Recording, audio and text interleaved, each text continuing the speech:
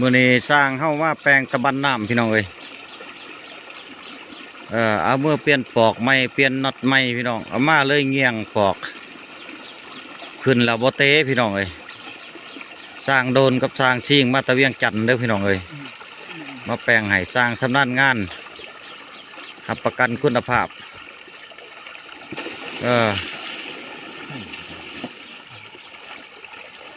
กำลังซ่อมกันอยู่พี่น้องเอ้ย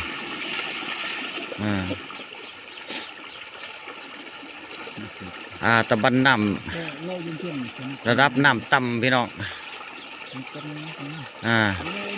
น้ำบ่ถึง1 เมตรตกพี่น้องประมาณ70 เซนก็มาเฮ็ดตะบันน้ำขึ้นไปพี่น้องตะบันขึ้นไปพูนได้พี่น้องประมาณ200 ปลายเมตรตัวนี้พี่น้องขึ้นค่อยกับบ่สูงไปพี่น้องประมาณ7-8 เมตรได้ความไกล200 ปลายเมตรเพิ่นซื้อท่อมากก่อ300พี่น้องเรือหน่อยหนึ่งถึง200 ปลายเนาะจะตกอยู่ในประมาณ240 เมตรนี่แหละพี่น้องเพิ่นมาสอบใหม่สักสิเป็นจังไดล่ะพี่น้องอยู่ห้วยจะบันเด้อพี่น้องเด้ออยู่ห้วยจะบันอยู่คุมบ้านน้องโตมพี่น้องบ้านไห้บ้านสวนอันบ่เฮ็ดแนวนี้ก็บ่ไหวพี่น้องเศรษฐกิจมันย่ำมันแย่พี่น้องมัน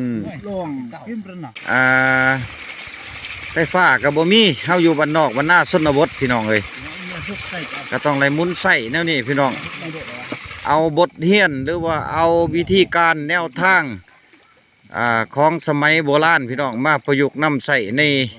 สมัยใหม่เฮาพี่น้องเอ้ยก็พออะไรคดพักคดมีพี่น้องก็พากันสั่งพากันเฮ็ดพี่น้องหลายจุดได้บอลนะพี่น้องที่มาเป็นกระแสเดี๋ยวนี้ก็คือตะบันน้ำเนาะพี่น้องเขตเมืองปักซองเฮานี่แหละพี่น้องเขตแถวบ้านห้วยกองเนาะพี่น้องโอ้เป็นกระแสดีพี่น้องไปทางใดก็เห็นไปทางใดก็เห็น